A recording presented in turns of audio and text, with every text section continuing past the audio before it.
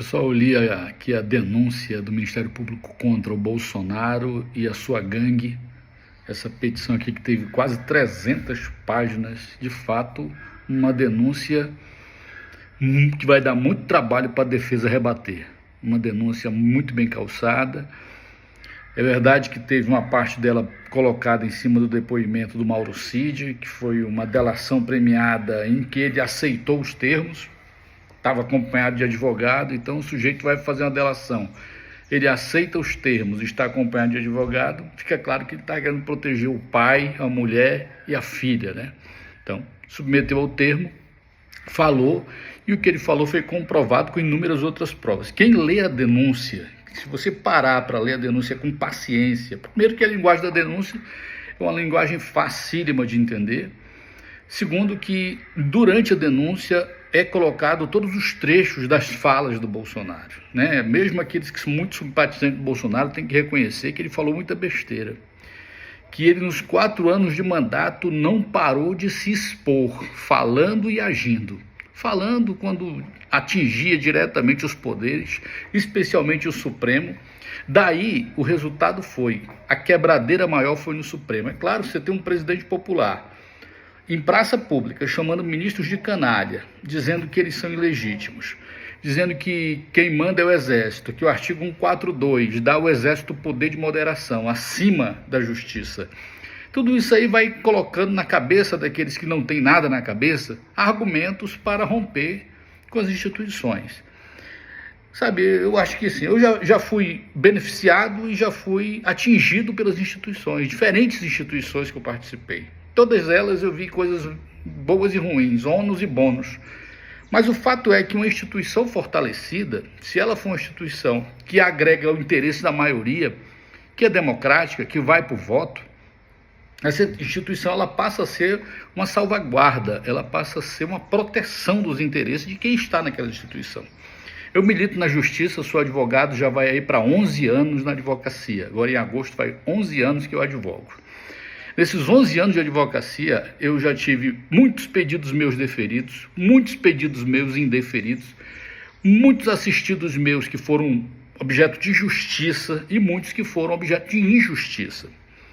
De todos esses eu recorri àqueles que foram objeto de injustiça, cheguei até a ações aqui no Supremo Tribunal Federal, discutindo aquilo que eu entendia ser injusto.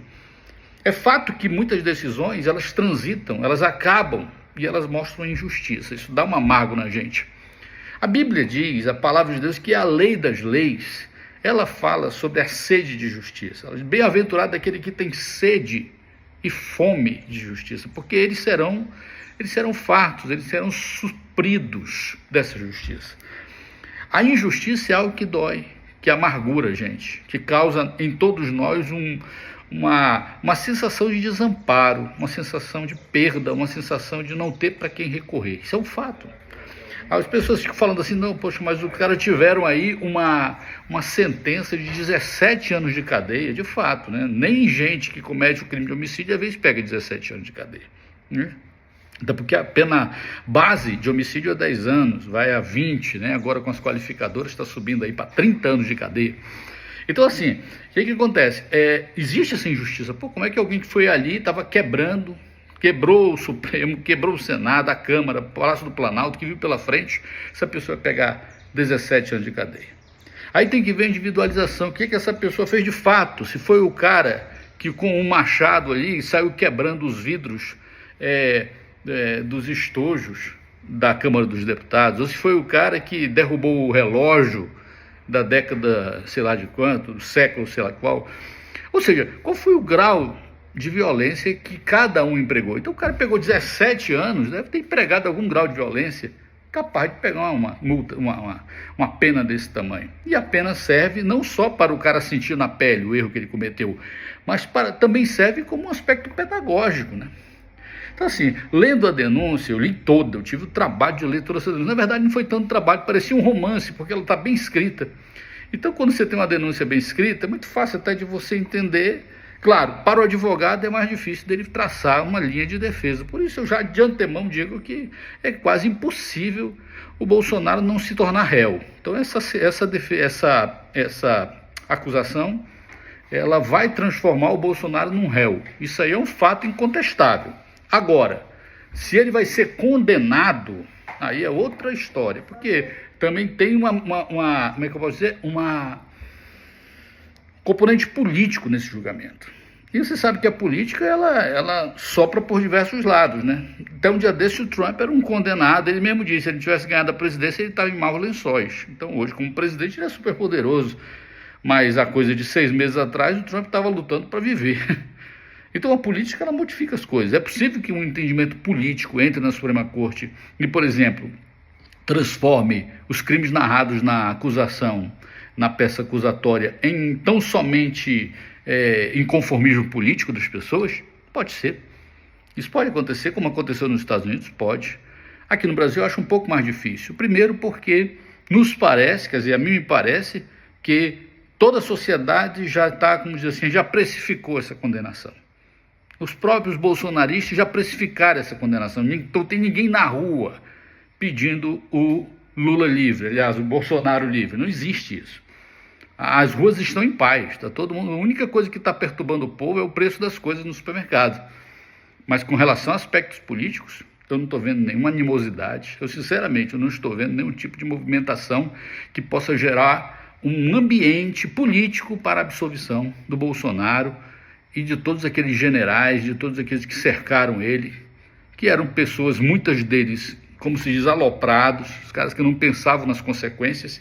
E aqui eu concluo essa breve manifestação aqui, dizendo o seguinte: número 1, eu vou acompanhar esse julgamento, se possível até presencialmente aqui no Supremo.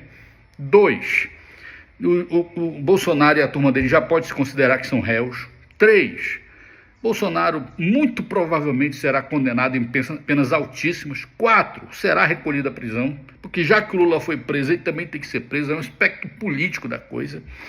5, ele terá cabedal político para ano que vem fazer uma grande bancada e tentar uma anistia depois de condenado? Acredito que sim. Acredito que sim, o Brasil ainda é muito bolsonarista. As eleições do ano passado para prefeito e vereador provaram isso. Tiveram muitos vereadores com muita votação que inclinavam para esse discurso da extrema-direita. De modo que eu acredito que lá na frente vai acontecer o que eles querem como uma anistia, né? Claro, o Supremo vai se bater conforme for e tudo vai depender da eleição do ano que vem. Porque ele pode até botar uma bancada alta de deputado, senador, etc e tal, né? Mas se ainda tiver o presidente da República, for o Lula, se ele se reeleger, por exemplo, dificilmente a anistia vai continuar, porque aí pesa a instituição presidência da República, o Supremo vai se encostar nessa instituição e aí vem a força do Exército, das Forças Armadas e do poder institucional do Brasil. Então, tudo se decide esse ano juridicamente, mas ano que vem, politicamente. E o que nós, cidadãos comuns, devemos fazer? Número 1, a Bíblia diz que, acima de tudo, em nós deve ter a moderação. Nós devemos ser moderados. Isso é um aspecto da vida da gente, Ninguém deve ser louco.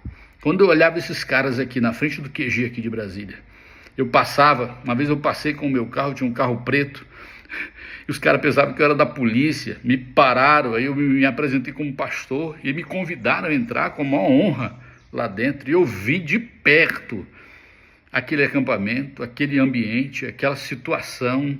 Eu nunca tinha visto aquilo na minha vida, quer dizer, os quartéis do Exército se transformarem em bases de revoltados. O Exército sempre foi conhecido como alguém que colocava ordem nas coisas, mas o que se via ali era um negócio inacreditável, inclusive prática de crimes e etc. Naquele dia que eu passei lá na frente do QG, eu disse, isso aqui vai dar um grande problema, isso aqui vai dar uma dor de cabeça, meu irmão. E saí fora e nunca mais voltei. E fiquei observando as coisas da televisão até que tudo se explodiu, como eu esperava que ia acontecer. Infelizmente, quando a pessoa não é moderada, ela está arriscando com o caos. E arriscar com o caos, queridos, vou ser sincero, o cara tem que saber que ele não tem nada a perder. Só arrisca com o caos quem não tem o que perder. O cara que não tem o que perder, acostumado já a baixar na penitenciária, para ele aquilo ali, até o ambiente dele de viver aquele. Então ele não tem o que perder, sai para assaltar, sai para matar, sai para quebrar, sai para fazer tudo. Agora, pessoas comuns, trabalhadores, pessoas que nunca foram presas, entram num rabo de foguete desse, como entraram, agora estão lá amargando cadeia na papuda, alguns deprimidos. Eu mesmo tenho um assistido que eu assisti ele nessa situação, que ele estava lá quebrando tudo, está com tornozeleira eletrônica e andando deprimido, sabe, com vergonha na família, com vergonha onde anda. É muito triste isso. Por que a pessoa chega nesse nível? Porque ele não teve uma moderação. Então, o apóstolo Paulo nos manda ter moderação e, no que depender da gente, ter paz com todos os homens.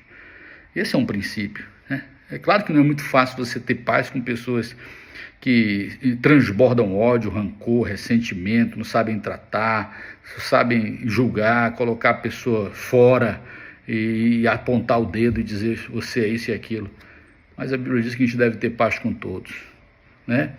E seguir a paz com todos e a santificação sem a qual ninguém verá o Senhor. Ou seja, quando estivermos nessa terra, a gente tem que ter muita paciência em levar a vida, muito equilíbrio, tranquilidade, esperar, sim, esperar pacientemente que o justo, ele prevalecerá, como o sol prevalece na manhã. Pode ter a mais densa nuvem, o sol nasce e prevalece, assim a justiça também prevalecerá. E a justiça traz paz, cura, harmonia, correção e, acima de tudo, a justiça traz o que é justo. E todos nós repousamos, né, no que é justo. Meus amigos, foi um breve bate-papo. Espero que vocês tenham entendido aqui e bola para frente. Forte abraço, a gente se vê na próxima.